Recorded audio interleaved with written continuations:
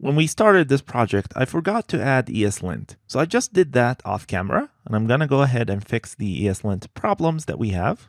So we're not using previous state in here. So I can actually simplify this since we're not using the previous state to just that. Looking good. And deal list, we're not using style sheet, but we will. So I'm just gonna keep it. I'll create a styles object here from stylesheet.create. And in here, I'll introduce a list property. So this is the main list. I'll just give it a background color for now. Very light gray, just to make sure things are working. And I'll give this list to the view. So styles.list. Make sure this is working. Perfect. So this is our view right here. So we want to definitely make this view take the full screen. So let's do flex 1.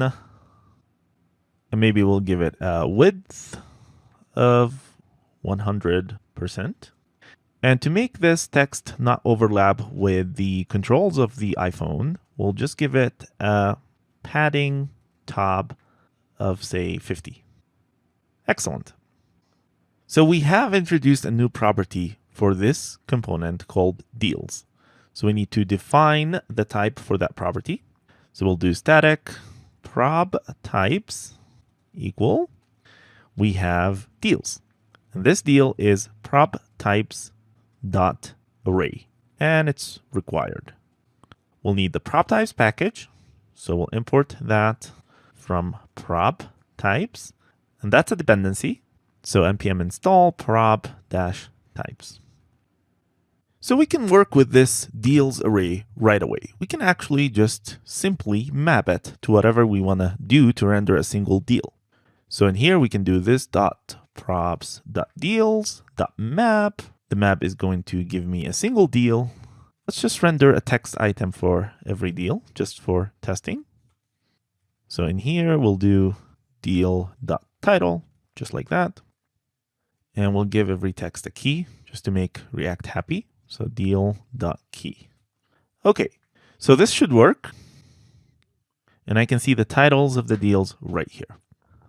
The bake sale project is just starting, so we only have 9 deals.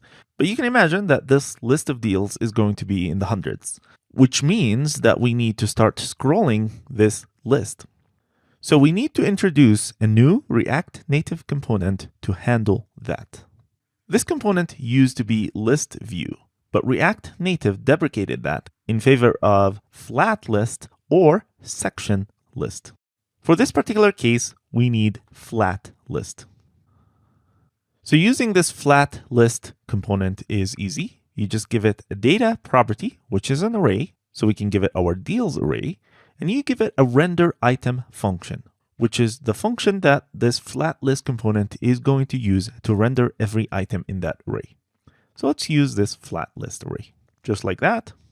And instead of all this here, we'll just use FlatList. The data that we want to give this FlatList is our deals array, which is on the props of this component. And to render every item, we can just render the title for now. We'll need to import FlatList from React Native. And I think we can test that right away. And now I am rendering the list exactly as I did before, but now this list is scrollable. You can test that and see how you can actually now scroll the list. In the next video, we'll take this part and make it into its own component to render a single deal.